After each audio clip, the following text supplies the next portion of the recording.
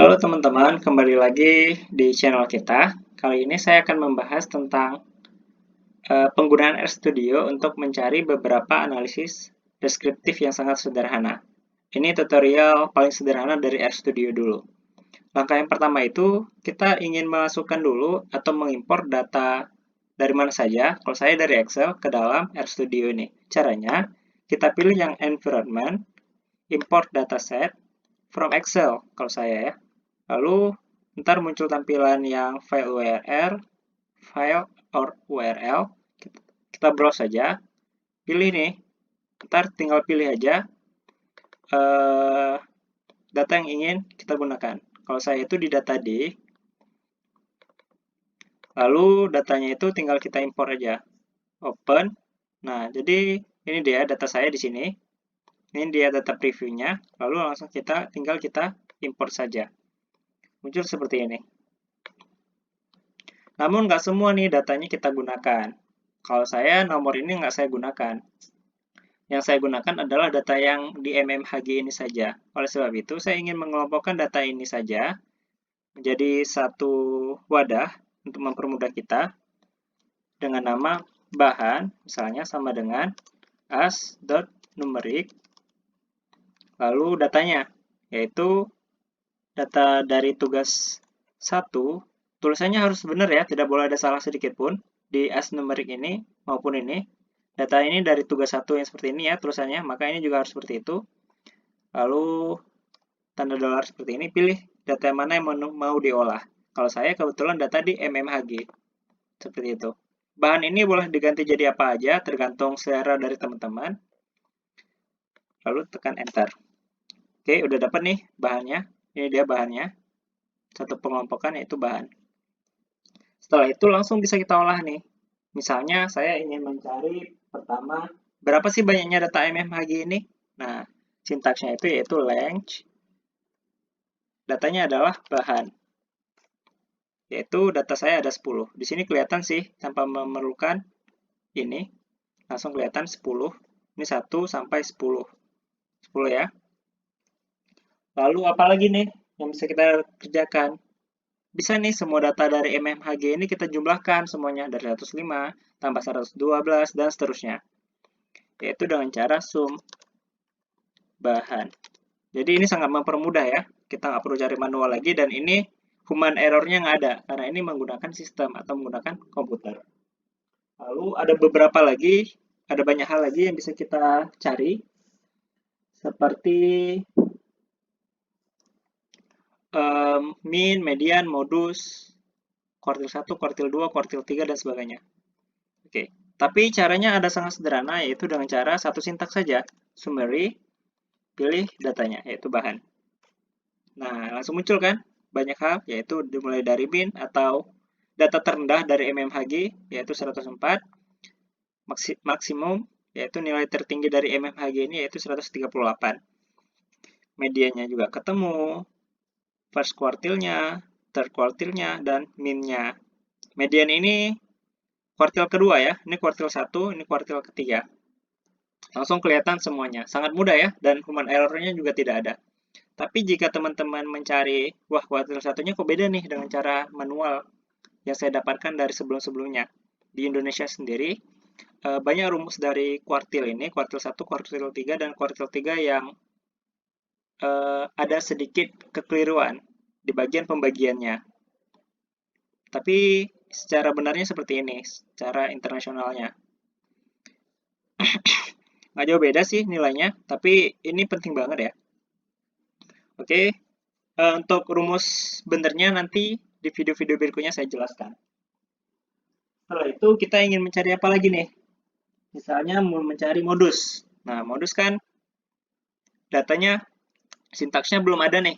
Lalu kita buat dulu sintaksnya, yaitu modus, tandanya tanda kurang dari seperti ini, kurang, kurang dari kurang, lalu function dari X, selanjutnya buka kurung kerawal. Ingat datanya ini penting, komputer itu sensitif banget, nggak kayak manusia. Komputer bisa memahami harus dengan benar-benar sintaksnya, nggak boleh ada kesilapan sedikit pun. Lalu tekan enter. Nah, muncul plus seperti ini.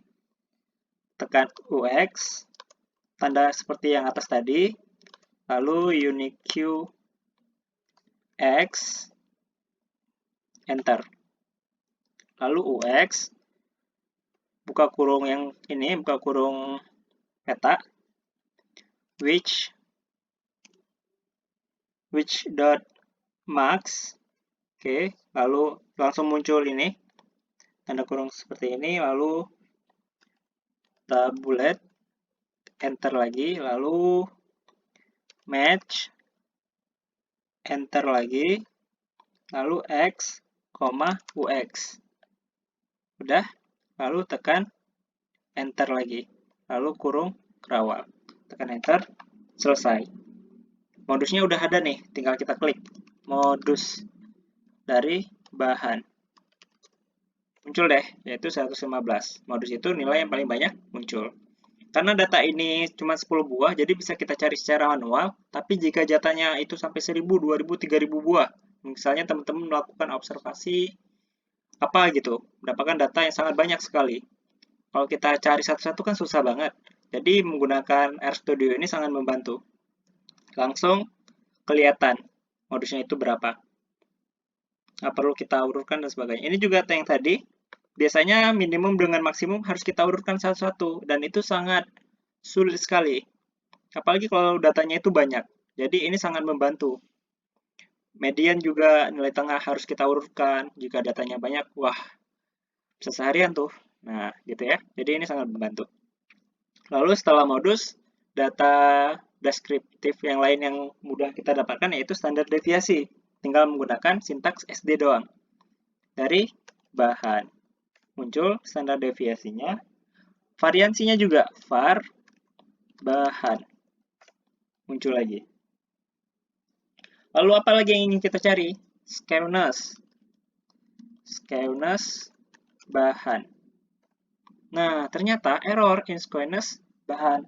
Nggak bisa menemukan ini kalau di ini could not find function. Ini yang tanda merah ini sangat penting ya. Jika kita melakukan kesalahan di sintaks, ntar dikasih tahu di sini.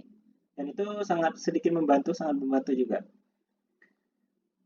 Jika ada error seperti ini, could not find function, skewness, itu berarti ada paket yang belum kita install atau belum kita load, belum kita panggil lagi.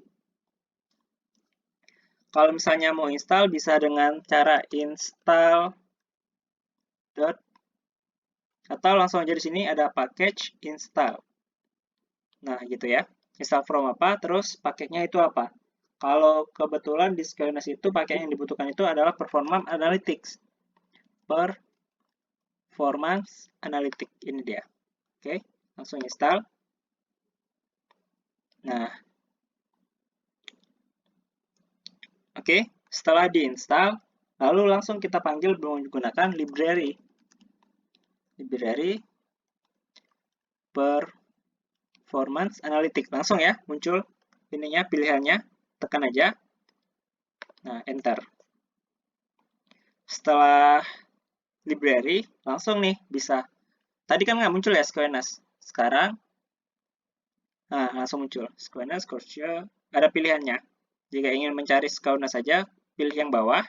Lalu datanya apa? Kalau saya tadi bahan. Langsung enter. Langsung muncul Skewness. Kalau Skewness ini di Indonesia disebut biasanya itu dengan kemencengan. Lalu ada juga kurtosis. Nah, juga bahan, yaitu kelancipan.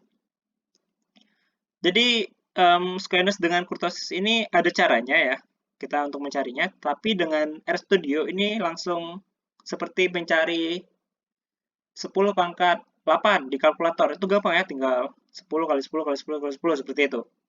Jadi ini sangat mempermudah RStudio ini untuk mencari beberapa data yang kita butuhkan. Tapi yang paling penting yang harus teman-teman ingat, teman-teman pemula di RStudio ini ingat bahwasanya sintaksnya ini jangan sampai salah sedikit pun, termasuk huruf besar, huruf kecil dan sebagainya.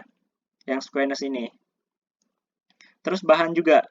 Misalnya nih saya buat Skewness bahannya huruf besar. Gini. Nah, nggak muncul. Kenapa? Objek bahan not found. Bahkan huruf besarnya satu huruf doang di awal itu salah, maka nggak akan muncul. Itulah kesensitifan daripada komputer. Jadi kalau komputer itu nggak kayak manusia, jika manusia mengatakan,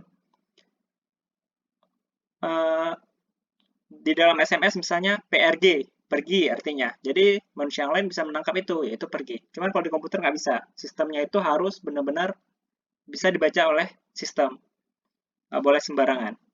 Oke, teman-teman, sekian video kali ini. Penggunaan RStudio secara sederhana untuk mencari beberapa data deskriptif. Semoga video ini bermanfaat dan sampai jumpa di video-video berikutnya.